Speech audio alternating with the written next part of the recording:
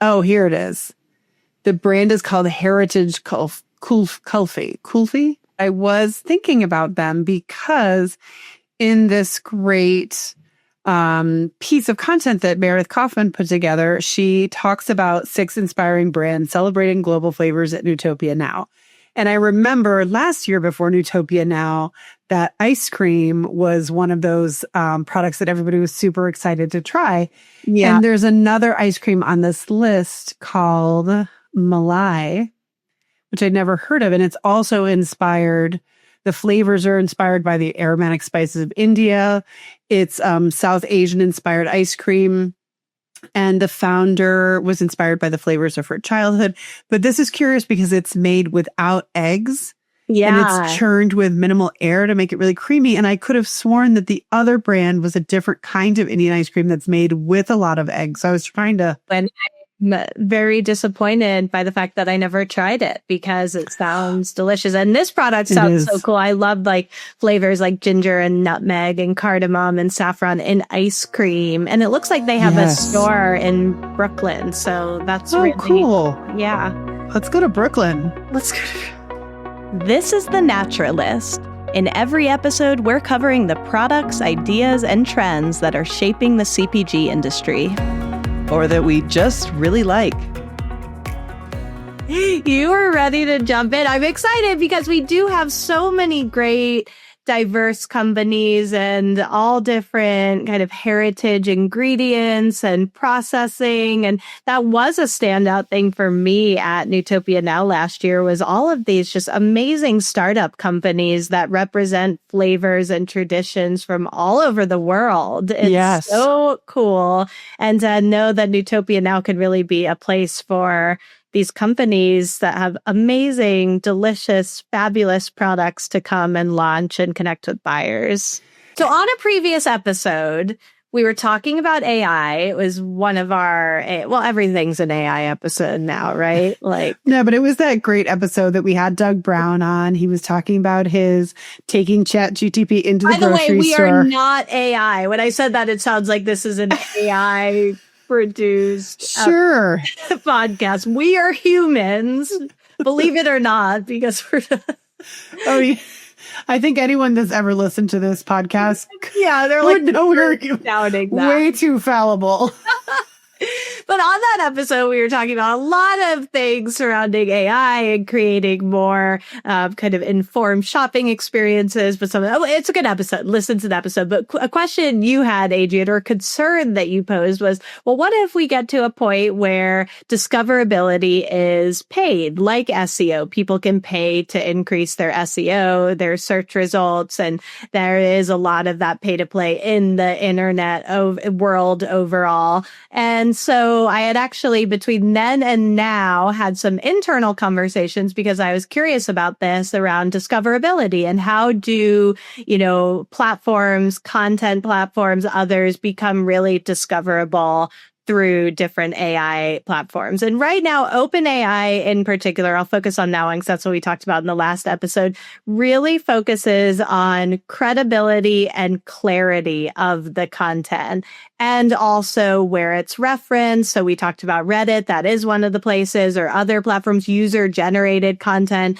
But it's a combination of kind of the visibility and where this content appears, but it really leans into the credibility. So it doesn't matter if your search result, if your SEO is top notch and you're coming up on the first pages of everything. When it comes to AI, it is all free from that. And if you'll remember, I asked ChatGPT about this specifically. Can we trust the answer? Can we trust the answer? Well, according to my research, we can, but it says right now, OpenAI does not take ad payments and no advertising in ChatGPT. That means you're not seeing sponsored content, promoted products, or paid placements when you interact with me.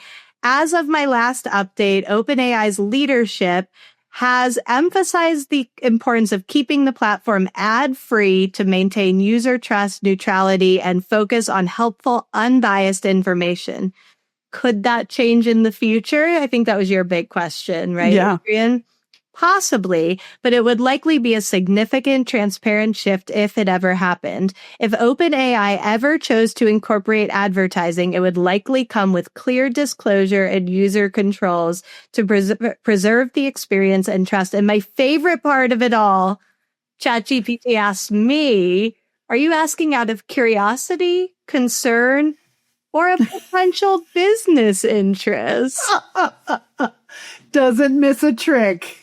Does not. Your information just got added to a list of potential business partners. They just want to partner up on this. Well, I'm glad that we cleared that up. Thank you. Potentially. Maybe. All right, let's talk about global brands. Let's talk about some of these global brands that are going to be at Newtopia Now. Super excited. Of course, there are many, many more. But in this article that Meredith wrote, she just highlights a few of them and kind of whetting our appetite for Newtopia Now, which I think is fun. So I'm going to kick things off with one that really piqued my interest. It's been around since 2019. I've never heard of it before. It's called Piko Provisions, and it's baby food, so baby food pouches, but it's really focusing on the flavors of the Hawaiian Islands. And the brand partners with Hawaiian farmers. They use regenerative farming techniques, and it's for babies 3 months and up. And it's flavors using things like poi or taro root or just really traditional Hawaiian crops as well. Pineapple breadfruit, kabocha squash, all of those great things. And I just think it's so interesting to, what an interesting idea. Never seen anything like it. I really love that. I also have not seen that company, but we did have a company that was in our pitch slam. Do you remember that? It was a baby food company that featured all different global flavors. Cocoa. Yeah, cocoa. I love I think they won a Nexty. Yeah, and I think that this just seems to be a trend, and I really love this trend, is capturing all different types of flavors in baby foods and introducing babies to different ingredients early on. And kind of traditional cultural flavors, also working with local farmers that use regenerative sourcing or regenerative farming. So I think it's kind of got it all.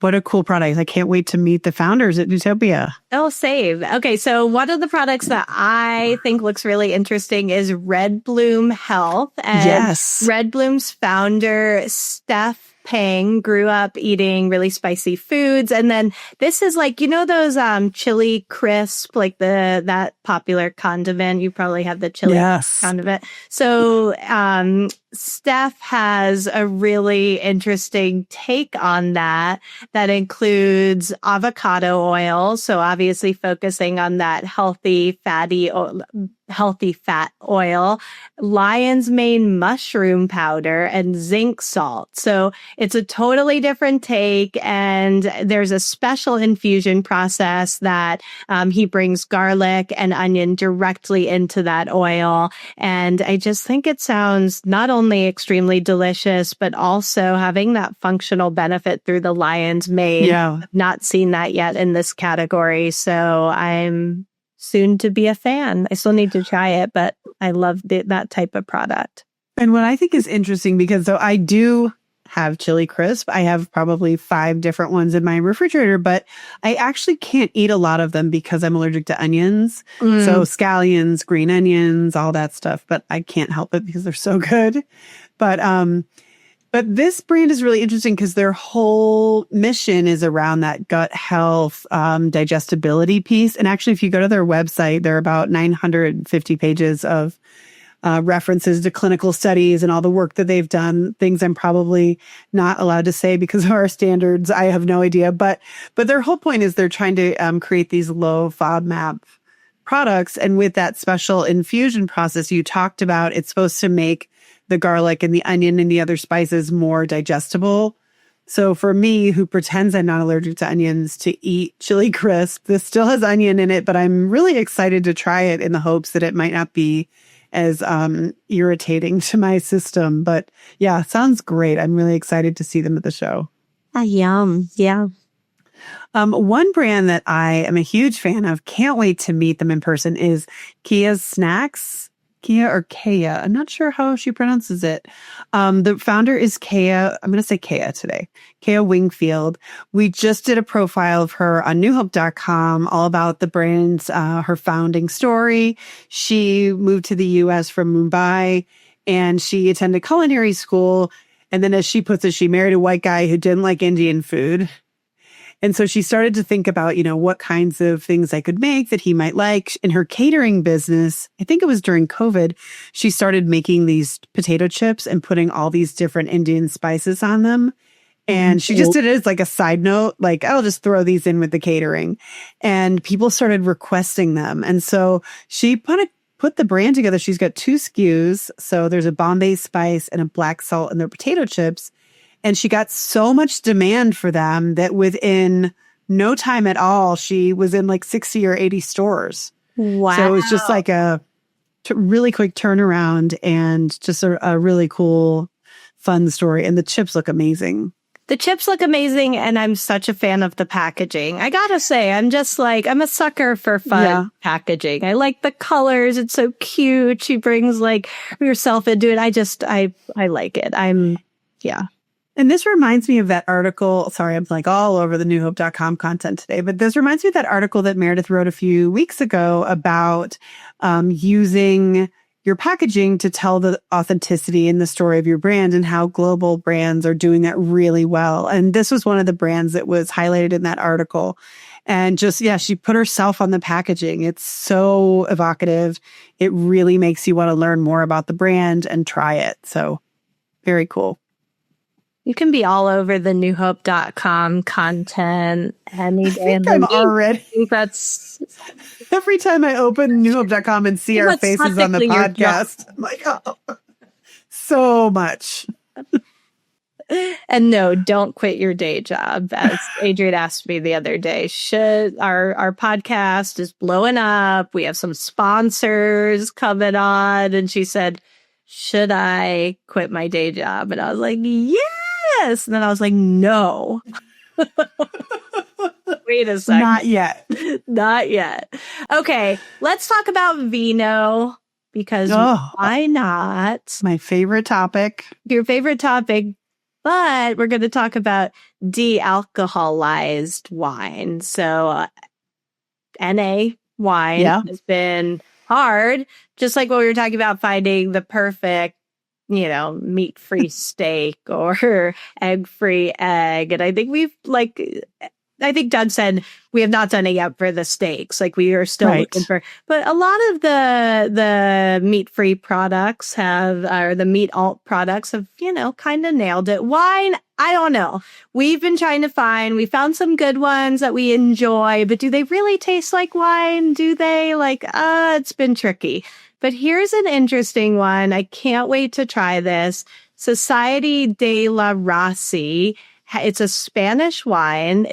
They describe it as gently de-alcoholized, which to me, that kind of speaks to, we are preserving that true kind of wine flavor that people know and love, but taking the alcohol out of it. It does strike me as something that needs to be a gentle process. Yeah. It comes from 100% Chardonnay grapes sourced. This is my favorite part. Sourced from a 5th generation family owned vineyard in Spain. And this particular, the new Brut, is that? Yeah. More of the new Brut 2023 vintage, which is the one that we wrote up, has notes of lemon balanced with cool minerality that pairs well with seafood and fresh fruit. Perfect for the season. And I don't know, I'm pretty convinced that this is a good one, and that the NA wines are really improving. Yeah, I'm really excited to try this. So, I used to live in Spain. I worked as a sommelier in Spain, and La Mancha is actually the largest wine producing. It has the largest extension of vineyards of any region in the world. So it's got a long, long history of winemaking. And when I lived there, there were no non-alcoholic wines, just wasn't a thing. So I'm excited to see some of these family vintners, these old wineries getting on the non-alcoholic train. And I'm really excited to see what comes out of this. And that's what I think convinces me that this is the wineries that have this rich, deep history in winemaking that are now doing NA options. That gets me really excited because it's like they know their sheet. They know their wine. It's a sheet. We all have them on our beds. It's not a big deal. If my daughter were here, she'd say, "Mom, I know you swear all the time. Don't even bother." Drop something in the jar, the swear jar. Okay, there's one more on the list, so I feel like we have to mention it. Pour 24 Vegan. We weren't omitting you on purpose. We've got 24 Vegan. This company's cool. They have a wide range of products. It was founded by Kimberly Vidang. And they have these microwave ready meals. They have sauces, different condiments, real ingredients. They just focus on real good quality, clean ingredient products and lots of variety. I like that. Yeah. What's not to love? And like you said, so many others that will be at Newtopia Now, but for right now, those were just a few that we covered. We're going to talk soon about all things Newtopia Now, or maybe we already talked about it. We're going to check out our Newtopia Now episode. And I can't wait to see what's on the show floor in Denver. Yeah, it's exciting. Yeah. Okay, well, see ya. See ya. I'm out.